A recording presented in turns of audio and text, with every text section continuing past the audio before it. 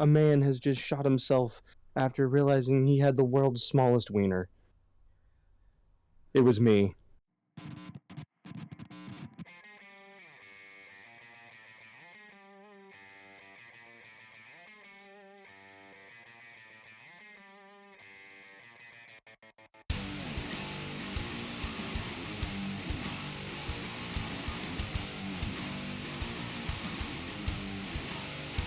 I'm gonna put up a picture on the Discord. Oh wait, but what Discord? What Discord am I putting up a picture on, Tyler? Why Tyler, the who's Super Tyler? Whiskey Bros Discord? Ah, yes, of course Which it you is. can directly access to our Instagram. Instagram? Oh, that picture is about to have a Discord posted on it. Even better. Whatever that means. How did you get a Discord, Sean? How Inheritance? Internet. You inherited the internet. I have. Yeah. But anyways, I'm going to I'm gonna put up this picture in here. I've dubbed this bottle Corpse Grinder because it is a thick boy. Ah, yes. And look at the look at the Discord. Check out the neck on this bottle. Let's see. I am on my phone, so I can do both. Mm-hmm. Good lord. I'm also going to send a picture to the Discord of what I'm drinking today because I actually received a gift from. It's actually a coworker, but he's a great guy, so I'll call him a friend. Mm-hmm. I gave him that bottle that I had that I hated. What was it, Aberfeldy, that I couldn't stand? No, it wasn't Aberfeldy. I love Aberfeldy. Glenfiddich. Glenfiddich that I couldn't stand. Mm-hmm. And I gave it to him. He's like, that's my favorite whiskey. And I'm like, you can have it for free because I don't want it. So then, blah, blah, blah, blah, blah. We go on about our days and our lives. And he comes into work, yesterday. And he sends me, hold on. He gives me this. Ooh, oh, that looks beautiful. It is one of the best things I've ever had. And I'm having some right now. Ooh. See if you can zoom in on the percentage of that boy. Yeah, I got you beat on the horsepower. By a little bit. Yeah, mine's at 57. Yours 52.9. So. But I would argue that mine has to be better because this is just so good. Guarantee yours is better. Like mine is pretty good. It actually has so much of a kick on the tail end that your mind tricks you into thinking there's an aftertaste of cinnamon. There's so much kick on the tail end. But it's decent, but it's not it's nothing crazy, definitely. But it's really it's good for what it is. I don't know if I'm gonna get it again, but because it may be a little high for how good it is. It may be a little high for that. It was about $25 for this bottle, and it's not the best bottle I've ever had. But anyways, so I've actually intentionally, every time I've opened this dude, I've opened it really slowly because I want the first time I actually pop this fat cork to be on audio, and I think this one could be really good. Oh my! Oh yeah! That was delightful. Mine, there's no point even opening mine on. It's not. I don't even know what the cork is made of. It's not made of cork. Mm-hmm. It comes out gently, makes no sound, which is both amazing and depressing. Yeah, it almost looks rubberized in some way or other. Just looking at the picture you sent. It could actually be rubber. I don't know, but it makes no sound. So you win this round. Also that. Mm-hmm.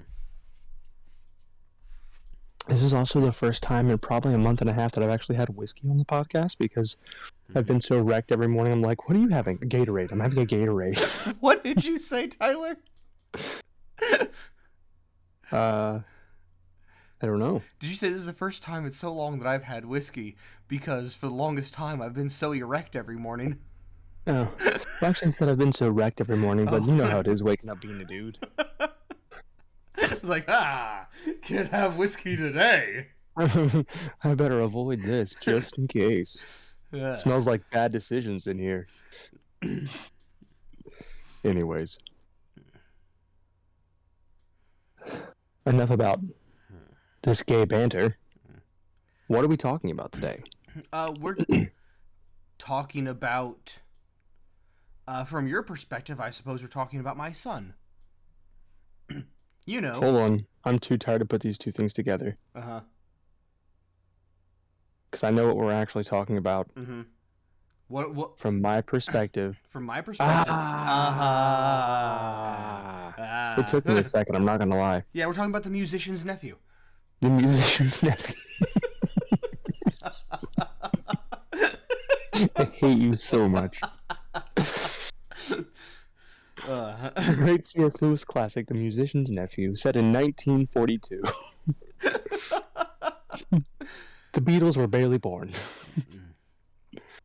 No, The Magician's Nephew. Can we say the first in the series of the Chronicles of Narnia? We can't, but we can. Yeah, so chronologically, the first order, when the order it was written, is the second to last. Second to last. Either the first or penultimate book, depending on who you ask. I have our grandmother's book collection had the Chronicles of Narnia series, but it had them in the written. They were wow. Sorry, hold on. Yeehaw! In the order they were written, and not the order that they actually occurred. So when we were children, we read them in the order that this book set had them in, and it didn't make it confusing, but it was like, well, why didn't you tell us this story earlier? It would have been so much easier if we would have learned about this before we learned about this other thing. Yeah. I hope you realize though that this was this was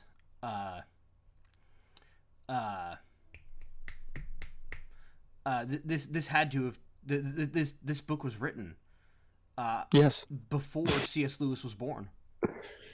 Oh yes, of course. Because It was an incredible feat of literature. yeah, it was because, as you know, C.S. Lewis was born in 1898, 1896. I think it was 1898. 6? It was one or the other. I can't remember if he was 4 years younger than Tolkien and 6. He was 6 years younger than somebody. I don't remember if he was 6 years younger than Tolkien or Lovecraft. And they're Lovecraft. and those were born in 90 and 92. So either way, okay. So say 1896. Either way, it doesn't matter. Either of those dates would cause this book to predate him, because we know that the Lion, the Witch, and the Wardrobe had to have taken place in the late 30s, early 40s, because the kids were moving to the country to get away from the bombing Germans. World War II. And surely at least 40 or 50 years had passed between The Magician's Nephew and the Lion, the Witch, and the Wardrobe. And most likely more than 50, given that Professor Diggory was supposedly an old-looking dude by then. So I can't imagine him being younger than a mid-50s. But either way, yes, before, technically speaking, he wrote this book in an era in which he had never existed. Yes. Well, I would say that if Diggory is 12 years old, I could say 40, 50 years could put him at would be okay. No, you're fair. I was thinking about him being born, and he's obviously he's probably not 12, but I mean, he's definitely 10. Yeah. We're officially getting into semantics here. I don't feel like we need to do too much describing of, the Chronicles of Narnia. I mean, if you have any interest at all in anything that we talk about when we're talking about books, you're definitely aware of the Chronicles of Narnia, and hopefully you've read it. It's a very interesting thing to read, because I don't ever want to say what an amazing feat of literature, because I mean it's very clearly written for children, specifically to children, but it has a very nice, a very British cadence, which is great, and everything is very childlike, and it was written like a child could understand it. So it's hard to say it's one of the great feats of literature. It's easily, to put it into a specific category, it's easily the greatest children's book series of all time. I don't think anything comes close. I really don't. I think as far as like a series of books for a kid to read, if you're trying to get them to read something that makes it they're 10 years old and you want them to think a little bit while they're reading, I don't think you can hand them a better book series. I just don't. I don't think it's the greatest book series of all time. I think it is the greatest children's book series of all time, and I don't think anything comes close. Yeah. So I realized that I didn't own these books. Wow.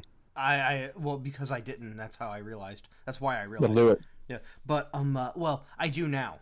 Um, uh, Mom kept texting me and said, "Sean, what do you want for your birthday?" And I said, "I don't know, Mom. Whatever, any kind of freaking thing." And she kept asking, and then finally I realized, you know what? I don't have the Chronicles of Narnia, and my son is getting to that age where he needs to start having the Chronicles of Narnia read to him. Yes. Um, uh, and so I said, "Well, Mom, I found this box set of Chronicles of Narnia for $20." So I have it in the most shameful way possible. I mm, have a big paperback book that has all 7 stories in it. Brooke has a volume of that somewhere, but I have the box set. I need to get a box set. Mm-hmm. I really, really do. I want to get one that looks like Grandma's. It has the old illustrations and everything on Mm-hmm. it. And I have to have paperback. When I'm collecting a book to have it to look at, I have it as a hardback. If I have a book that I plan on reading multiple times, it's gonna be, it's gonna be a paperback. Like I have Lord of the Rings. I have those 3 smaller Lord of the Rings books that I actually read, and then I have the douchey box set that's hardback and beautiful that I've only opened 1 or 2 times to look at the illustrations and definitely have not read them. Mm-hmm. See, I'm torn on that because I want to read Lord of the Rings in single volume. Um, uh, Yes. and I'm sorry. I mean in multiple volume. Fellowship of the Ring, Two Towers, Return of the King. I want to read them separate like that because that's how I like to do it. I don't always like handling my big, huge single volume Lord of the Rings, Mhm. but and so I want to have a multi set other than the multi set that my wife has, which is it's a pocket set. Ooh, Yeah, and like those aren't as fun to read as they could be. Um, uh, they're very difficult to read. but I definitely want a decent hardback set of Lord of the Rings, and I don't know that I want to buy 2 more sets of them. So I may just get a Mm, decent hardback set and still just go ahead and read it. yeah, I think my biggest thing is if I have some time in the middle of the day to read, I don't mind reading a hardback, but so much of my reading is done in bed, Mm-hmm. and I don't want to be holding a hardback in bed. That's why I keep a couple books on, we have a shelf that's directly over top of our heads because we're hoping one day it will fall and kill us in our sleep. Mm-hmm. And I keep 3 books up there.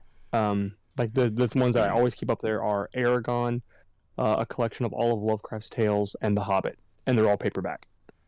Mm-hmm. And that's what I keep above my bed in case I'm just like, I didn't bring a book with me to bed, but I want to read something. I'm gonna grab one of those 3. Wow, we are so off topic. It's incredible. It's beautiful. Hey, it is your turn for the comically short synopsis. Crap. Hold on. I did not. I never. Well, I say I didn't. I don't have one prepared, but we don't prepare these. It's so fun to prepare them. Okay. Okay, so one time in Britain, there's this kid, and he's exceptionally dirty, and he finds another kid who's much less dirty. And we find out that he's dirty because all he does is cry about his mom dying, and his dad's in another continent, and his aunt and uncle suck. And essentially, they go and they find things, and then they accidentally find the uncle who's like, "Hey, would you like some jewelry?" And she's like, "I'd love some jewelry." He's like, "Psych, that takes you somewhere else." And he's like, "Do you want to ever see your back?" And he's like, "Kinda." And he's like, "Well, then you have to put on the jewelry." He's like, "Your jewelry sucks." He's like, "Take the jewelry." And then they go and they find this lady who's like, "I'm gonna kill the entire world. I'm gonna take over everything. I'm gonna be the queen of everything." They're like, "Cool, we'll take you back." And so then they take her back, and they realize, "Crap, she's gonna become the queen of everything, and she's gonna destroy everything." So they take her back to somewhere else. They're like, "We're gonna take her back home." And they try to take her back home, but they can't take her back home. And they accidentally use the ring and the jewelry and everything to take everyone back to the place where did mean to take her back to, which wasn't where she was going back to. And that place is a place that was created by a giant animal. And that giant animal creates all kinds of things, even things that make essentially giant metal structures come out of the ground. You put a piece of metal in the ground because that makes sense. Then after that happens, they go and they have an apple, and the lady's like, "You should have the apple." And he's like, "Well, I want the apple." And she's like, "Take the apple." And he's like, "I'm not going to take the apple." And then they go back, and the lion's like, "Thank you. You have this apple instead." He's like, "That's awesome." And then essentially that she runs away, and they're like, "Can we go get her?" And he's like, "Nah, man, let's wait until she kills a bunch of people and turns a bunch of people into stone statues and stuff. We'll deal with that later. Screw these other guys." And then they go back home and they give his mom the apple, and she's not dying anymore. That's pretty cool. And then they're like, "Hey, we shouldn't throw away the apple." And he's like, "Man, we should throw away the apple." So they throw it in the back, and then it grows into a tree, and they make something else out of that tree. And Tolkien's like, "Wow, it's a good thing that you wrote that in there. Otherwise, you couldn't have written any other books." And he's like, "Psych, I already wrote all the other books." Mm-hmm. Yeah. I wonder though So if there. yeah, I wonder if the entire purpose of this story, I don't know if the original purpose of the book was so he could have a creation story, because of all this whole the whole thing was a Christian allegory, so he also wanted a creation story. If that was his reason for writing it primarily, or if it was primarily as an origin story for the wardrobe. So here's the thing. Okay, this book gives, and it's better. I'm going to go ahead and preface that saying it's better before I say what I'm about to say. This feels exactly like Genesis. the ending. Oh. Yes, Genesis. The ending to Revenge of the Sith. Wait a minute. Hold on. Wait. What was movie 3? Revenge of the Sith. Thank you. It feels exactly like the ending to Revenge of the Sith in Star Wars. It's like, okay, everyone get in your places, go! It's what it feels like. It's not ham-handed because Lewis is a genius, but it feels like that's what he wanted to do. He's like, you know what? Let's explain why they're all here. So he has to write specific things and put people in specific places and do specific stuff. So it is as ham-handed as he could ever get. Because, like, he'll be ham-handed in the books and then, like, make fun of how ham-handed it is with some quippy line. You're like, it's fine. You can do whatever you want. You're C.S. Lewis. But it's I don't know. It almost does. I think the latter of what you said makes more sense. It almost feels more like an origin story. It's almost like he was sitting one day and he was like, I should probably explain where that wardrobe came from, and then wrote a whole story about it. Yeah. Now, I think that part of this book, though, was written specifically to appease Tolkien. Right?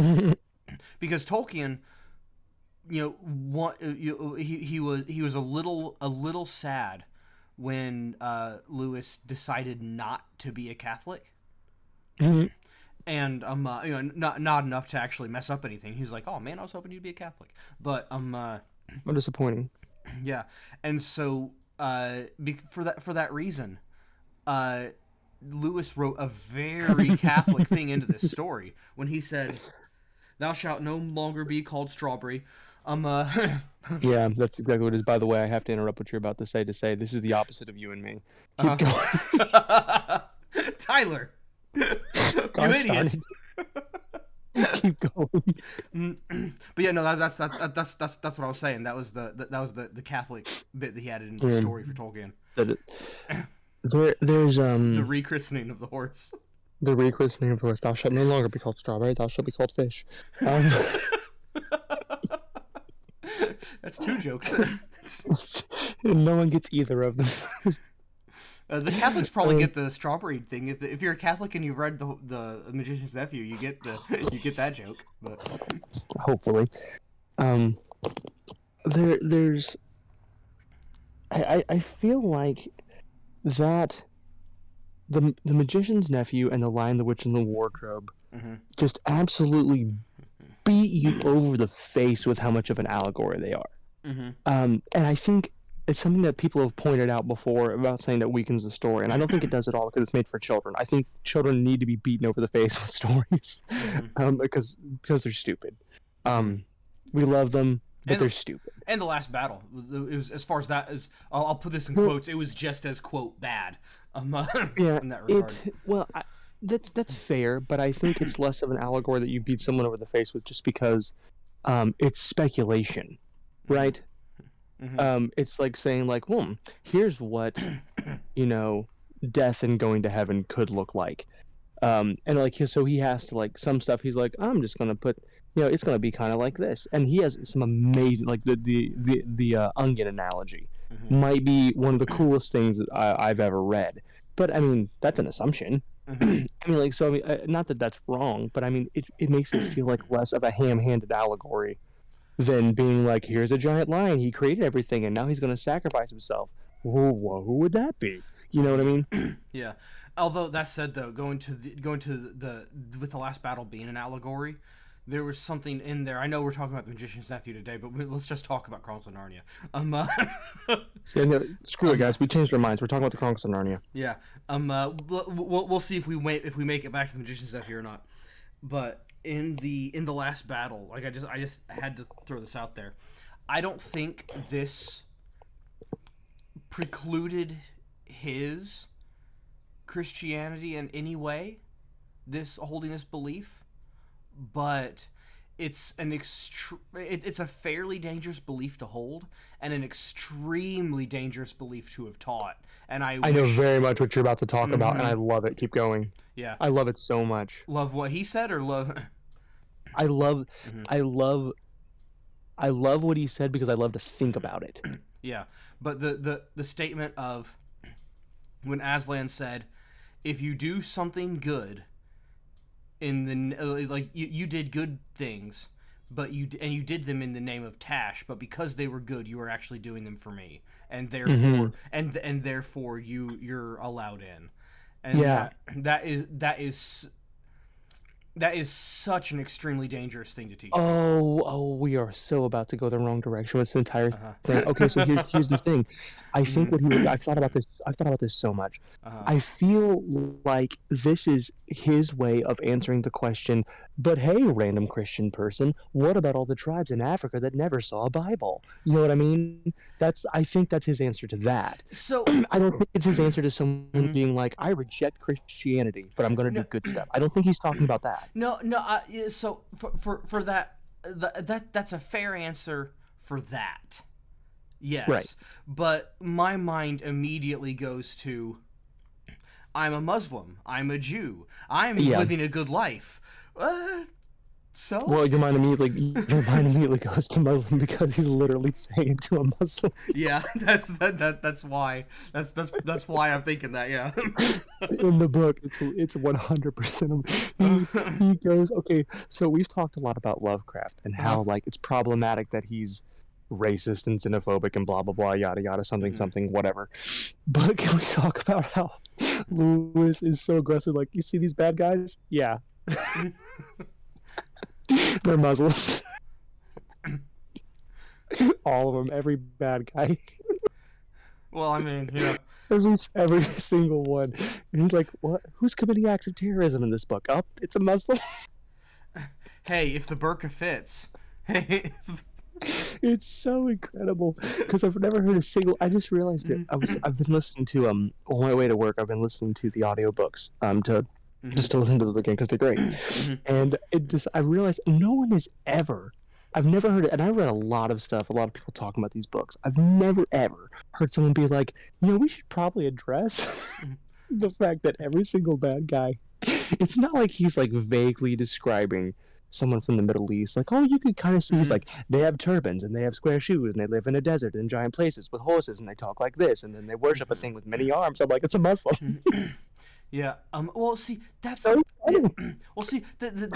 that's the thing though. It's because there's no argument, right? Because because it's like, hey, look, my bad guys in this story are black. Well, you almost need a reason. If all your bad guys are black, you almost need a reason for it. Like, are you in Africa where everybody's gonna be black? But like, it's like, hey, not all black guys are bad. So why on earth are all the bad guys black? But then you go, like, all the bad guys are Muslim. Sir. Hey, no, that's fair. You're like, you son of a. Wait a minute. Yeah, like he's like, oh no, I'm not saying they're bad because they're brown. I'm saying they're bad because they're Muslims. That's what it feels like. But you get to the last battle, and you have the moment that you just addressed, where it's kind of like it's almost like he got hate mail, which I doubt happened, but it could have. Because it was it was the era when that was definitely, and everybody's like, no, that's fair, you can do that. Yeah. He probably didn't get any hate mail, but it's almost like he was going, no, look, there are some good ones. They're probably out there. So like it's like he spins, and obviously the main point to be driven home. There's a fair bit in the last battle, but the real amount is in the horse and his boy, because we really get to dial in and meet some of the characters that are from not Arkenland, the place south of Arkenland. I keep trying to say Tisrock because that's the name of the leader. Yeah. And Tashbon's the city, but it's Calormen. They're Calormans. Yeah, I was gonna say, I knew they were Calormans. I couldn't remember if the place was Calorman or Calorma. I couldn't remember the name of the country. And can we just talk about the fact that he's basically saying Color Man? I didn't catch that. It's the darker people, the darker race is called Color Man. Hey, that was H.P. Lovecraft's cat. That was.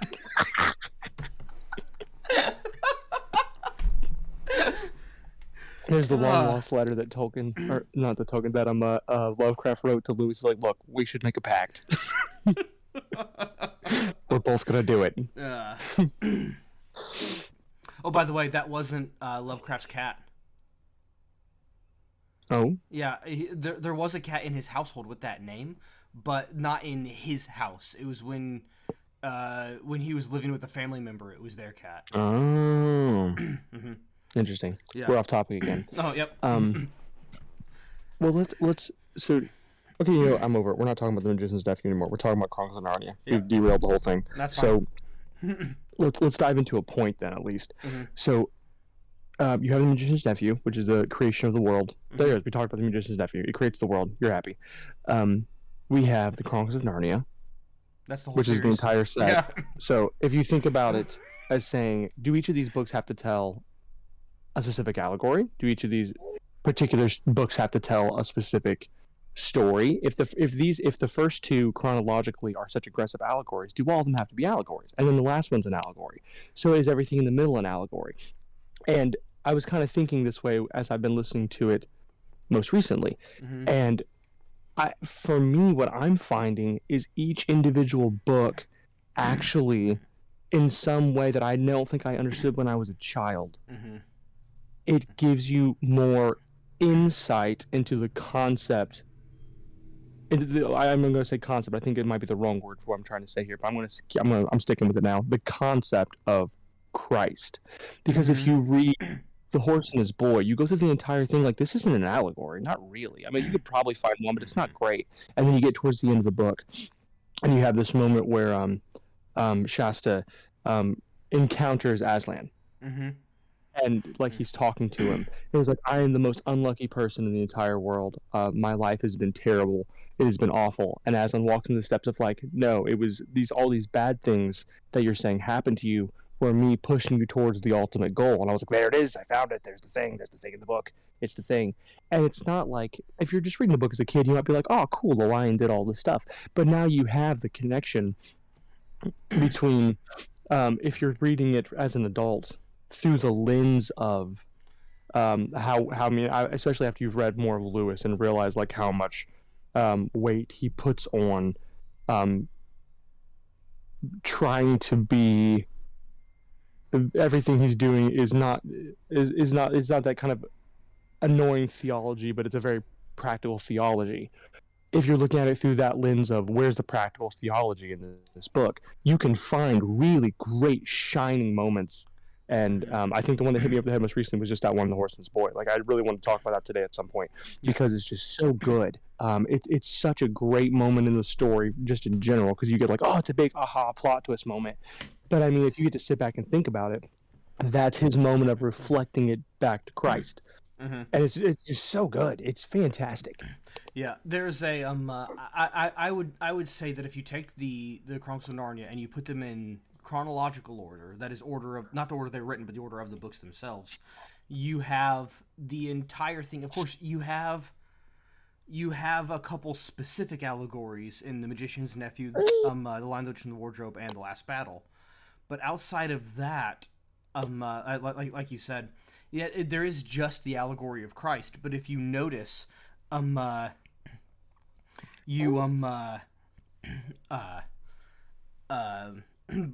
I would say that books 3, 4, 5, and 6 are or actually I guess start from the beginning. So how does it go? So here you go. The world is created. We have the origin story for the world. That's number 1. Yes. Number 2, we have the sacrifice of Christ, and that gives you the opportunity for salvation. Number 3, we have Shasta. He first meets Christ. He doesn't really know what to do. He's there. He meets him. He's there. He starts to establish a relationship, but it's a very faltering, stumbling relationship because he doesn't know what he's supposed to be doing, and that's how he starts off. Number 4, we have that the relationship's been established, and now we start to see opposition, and with we're able to overcome that opposition, and it happens. There we go. We overcome the opposition. In number 5, the Voyage of the Dawn Treader, now it's showing that we have this great long Christian journey, which also, if you go into Reapy Cheap, and there it kind of starts to show it's a long journey that eventually has this end. But we have a long journey. I'm going to pause you very, very, very quickly just for a brief second about Reapy Cheap. Yep. That is worth mentioning. That's saying if you are looking at this as the allegory and then the concept of a journey of a Christian general, then Reapy Cheap technically is experiencing the death of a dear loved one that you're going to see again. Mm-hmm. Yep. Please keep going. Keep going, but I want to throw that in there. Yeah, absolutely. And then and that's explored again in the same thing. No, never mind. That was in episode that happened in 7. Never mind. With Caspian. But anyways, it doesn't matter. And then in episode 6, you're faced with you've already overcome opposition. You've been traveling the journey. You're faced with extreme opposition. So much opposition that you're now almost starting to doubt that, like, what if this isn't even real? And then you have because that's the of course it's kind of thrown right in your face with the witch's incense later. Yeah. But the whole journey up to that point of the whole purpose of book 6. It happens in several points, and that is this even real? Why am I doing this? What's going on here? And then you have as soon as this line is said, the story flips on its head. And the line, I'm going to live as much like a Narnian as I can, even if there isn't any Narnia. And that flips the story on its head, and that line is the climax of the story. Not to mention by the OG, like the greatest character from the entire series. Yeah, absolutely. Like, come fight me. Best character in all 7 books. One of the best characters in all of fiction. Yes. So good. Yeah. No, like I would say he complains a lot. But Puddleglum. Why did I almost forget his name? Puddleglum is that old lady in your church service. Yeah, Puddleglum. He complains a lot, but Puddleglum is as perfect and viceless as Dalinar Kholin. But he's better than Dalinar Kholin. He's better. He's just better. Yeah, sure. I'm just saying, to anyone who hasn't read the book, if you've not read Chronicles of Narnia, but you've read Stormlight Archive, if you read the Stormlight Archive and you haven't read Chronicles of Narnia, go fix yourself. But and then you have book 7, which is now you've gone through the journey, you've established yourself, you have not been overcome, you will not be denied, and now at book 7 is the end of your journey. That is it shows the whole Christian journey from beginning to end. Every aspect of what most people see in their journey. And that's 2 things to throw in there, and that's a really good breakdown. But so book 6 is hands down, The Silver Chair is such a bleak book. It really is the trudge, right? Like it's the trudge of the journey. It's so bleak and so much. I mean, like, and the elements are darker. I mean, it's a darker book even. Like, he even sets the tone differently. Yeah. And that's the thing. It's such a. I'm not gonna say it's a trudgery to read, because it's not. It's a good read. But the book, there's so much trudgery within the book that for me it takes me longer to read the book. That book is not much longer than any of the other books. Oh yeah? Really? Yeah. That book isn't. It's the longest, but not by much. And I can get through any of the other books in an hour or 2. They're short. It takes me all day to read Silverchair. I don't know why, but it does. It takes so much longer to read that than it does the others, even though it's just barely longer. They're light. I mean, and I mean that in the. I mean, in the sense that, like, it's a light read. It's like it's a joyful story. Even the sad parts or the bad parts, they're not really that bad. I mean, like, you have some moments that are rough. You're like, oh my, and then like something else will happen. You'll be like, oh my, but it's not a big deal. The Silver Chair is rough. I mean, like, the deaths that happen are rough. the things that happen to the kids are rough. It's a rough point of the book, or the series, I mean.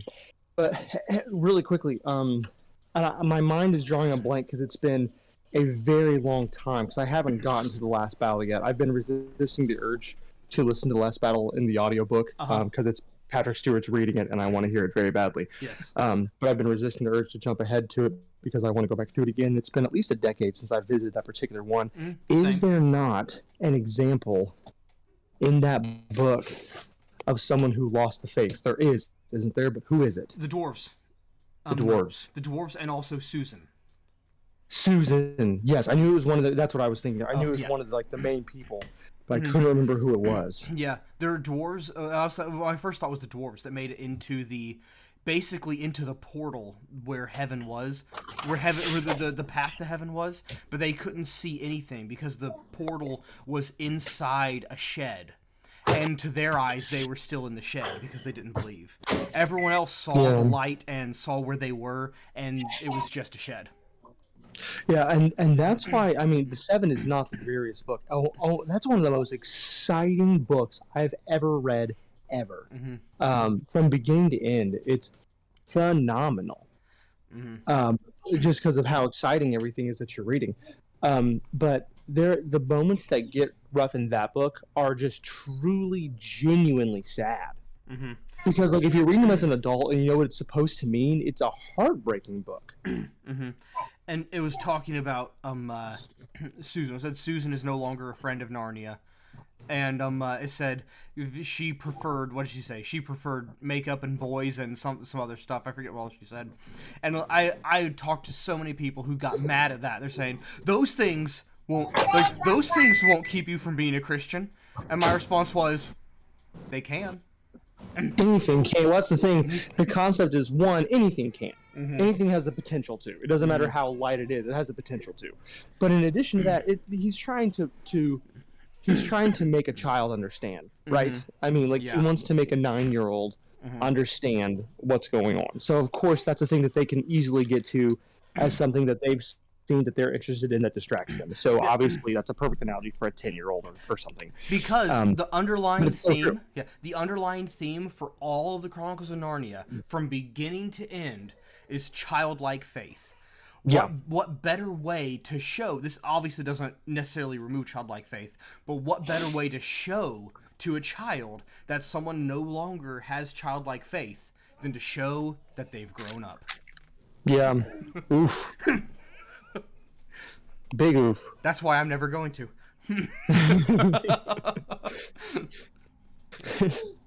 We've come full circle.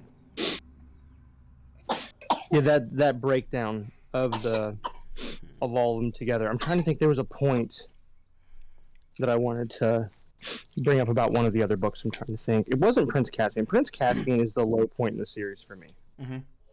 And I know that's probably a very unpopular opinion, because I feel like everyone I talk to likes the horse and his boy the least. It's one of my favorite books. Oh, I just read it's definitely in the top 7. Hey. I was watching a guy, and he was talking about he was talking about reading the Chronicles of Narnia to his kids. And one of the things he said was, and if you don't have the Chronicles of Narnia, if you have kids and you're not reading the Chronicles of Narnia, why not? But he said he was reading it to his boys, and he said, and I was reading The Horse and His Boy. He said, and he said, and I read something. He said, now these are children's books. He said, but I read something that just hit me right here. He said, and I have to. He made a whole video about it. Is Army Ranger, does all sorts of stuff, and made a whole video about this line from The Horse and His Boy.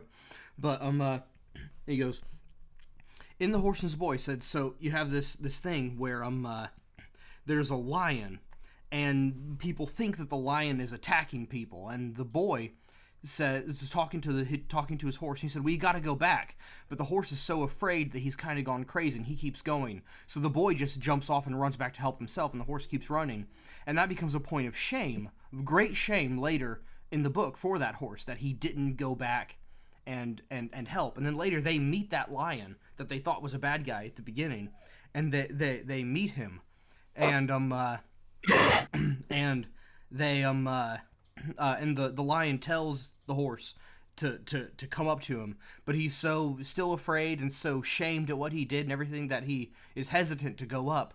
He said, and that's when, and this guy has a whole video just about this line. He said, and that's when the lion, who represents Jesus, says, "Don't you not dare to come to me."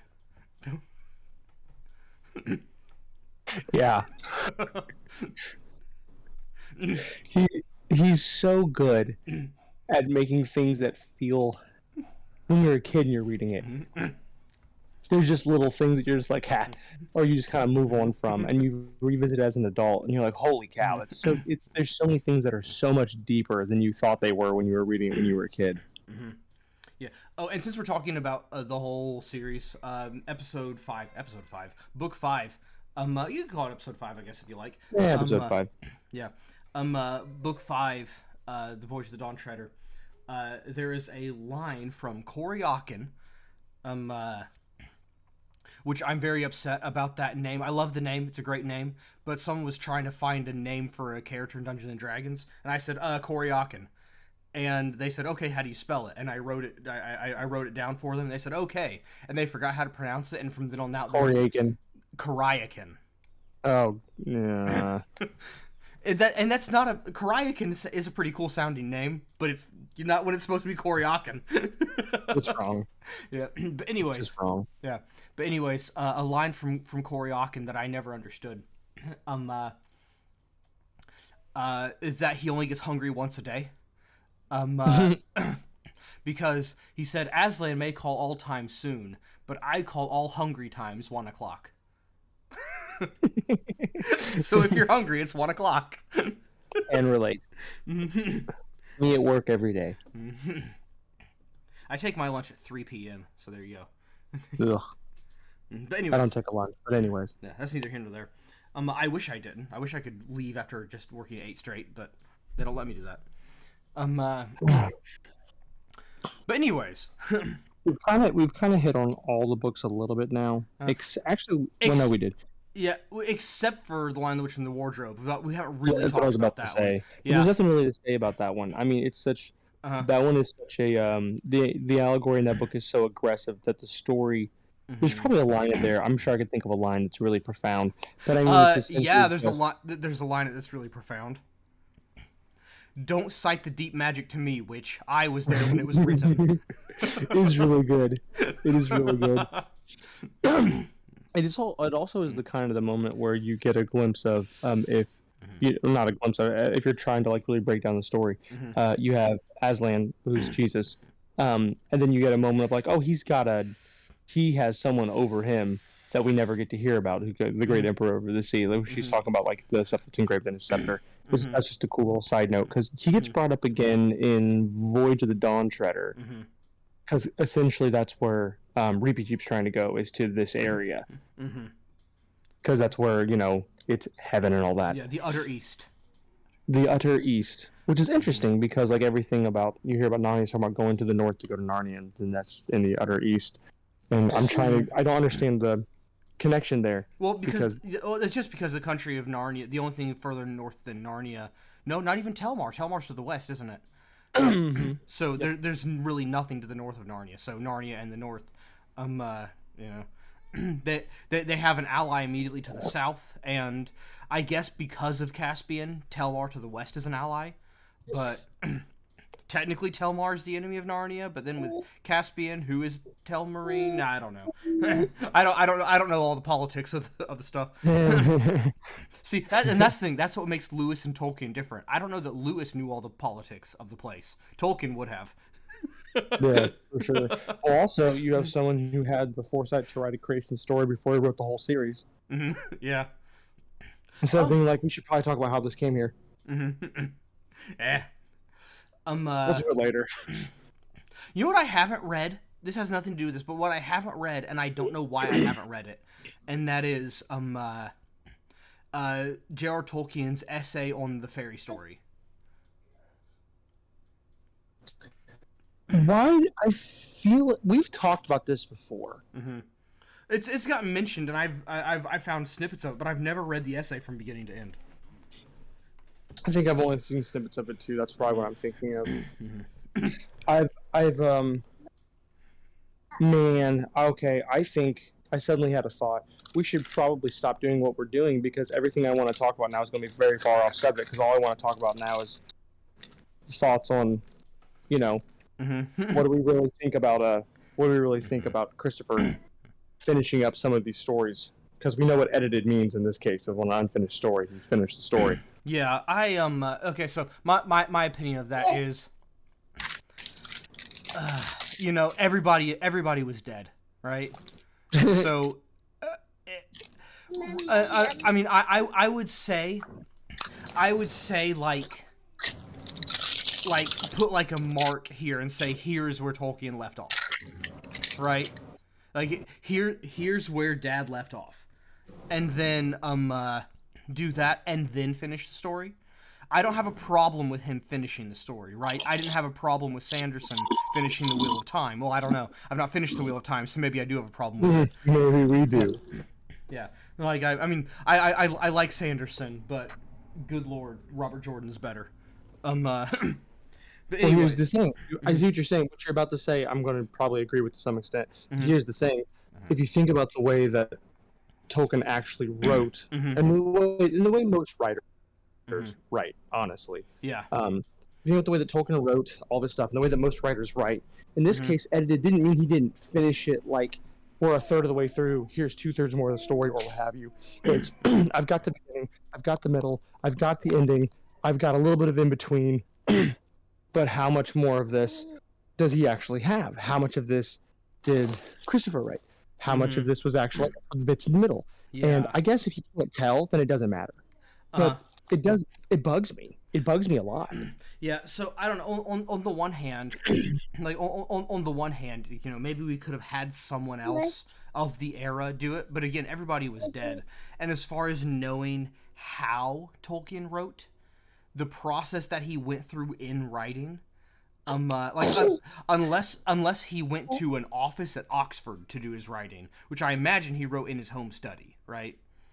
Who would better know the process that he went through in writing than his own son? Obviously he wouldn't be as good, but he would know how he did it. This is true, and again, like if anyone was going to do it, I'm glad it was Christopher. But excuse me, it'd be like. No, I'm gonna discount my own argument I was about to make. I was gonna say this is like Derelith finishing a Lovecraft story, but I also would pay for that. Yeah. So I mean, yeah. So here's what I would say on this. In order to make it comprehensible in the English language, the King James Bible had to have a few words added that were in the Hebrew or the Greek or the Aramaic of various languages. I assume that I guess that they translate straight from the they translate straight from the received text though, which is all in Latin. So from Latin, which is an incomplete language, into English, there are some words that had to be added to make sense in the English language, and they italicized those words. Right? Do that. Italicize the part that you added. There you go. To show here's the original writing. Here's what I added.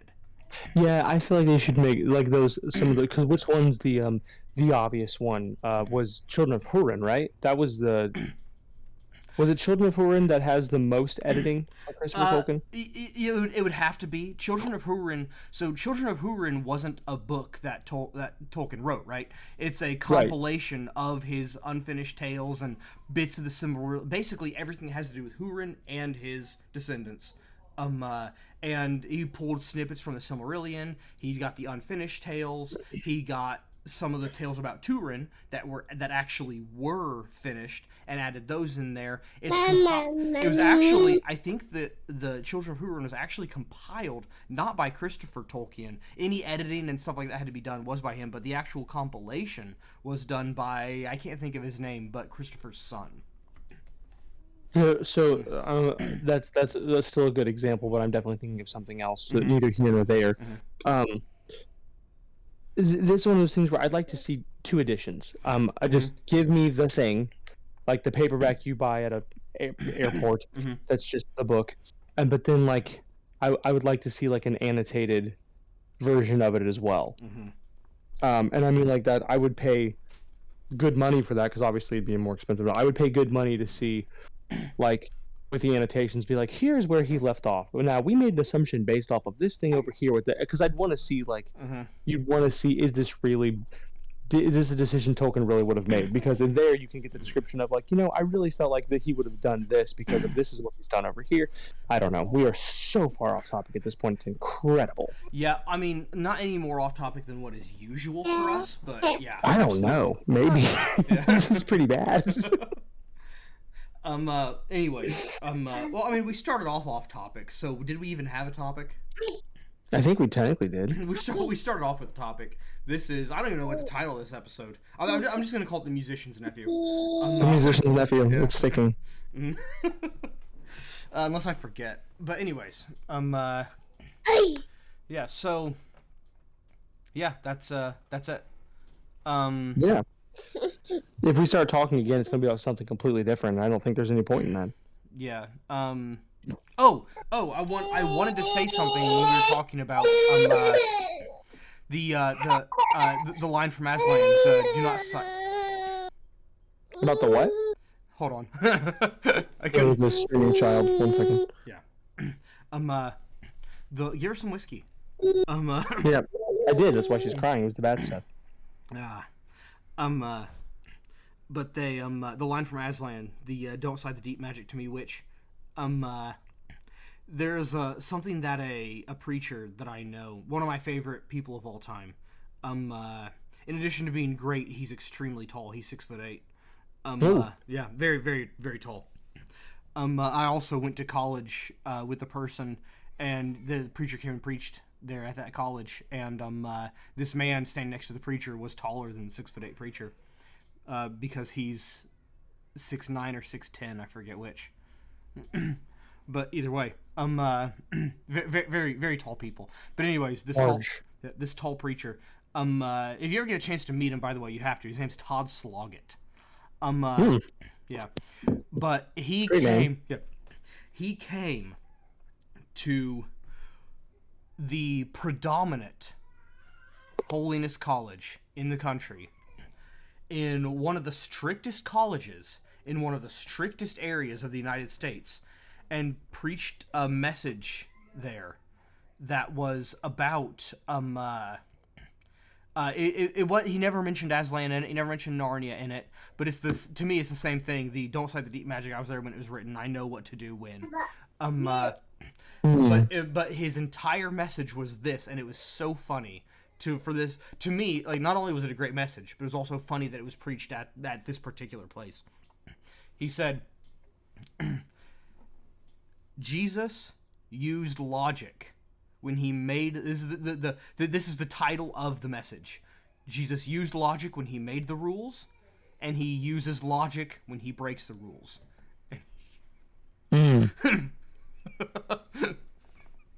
I like that. That's a little bit more in depth than you get from a lot of people doing any kind of a sermon, especially in that kind of area. Because that's not a thing that people like to think about. I feel like, wow, we're about to go off topic again. I feel like so many people, when you're sitting, I've spent so many evenings in whatever random church building, hearing someone talk about something that's just, it's technically speaking theology, but it's just like, it's never a really good, well thought out argument. And that sounds like that would have been that, and I would have liked to hear it. Yeah, I don't think hermeneutics are necessary to craft a good sermon. But if you're not going to craft a good sermon without them, study hermeneutics. Yes. Very yes.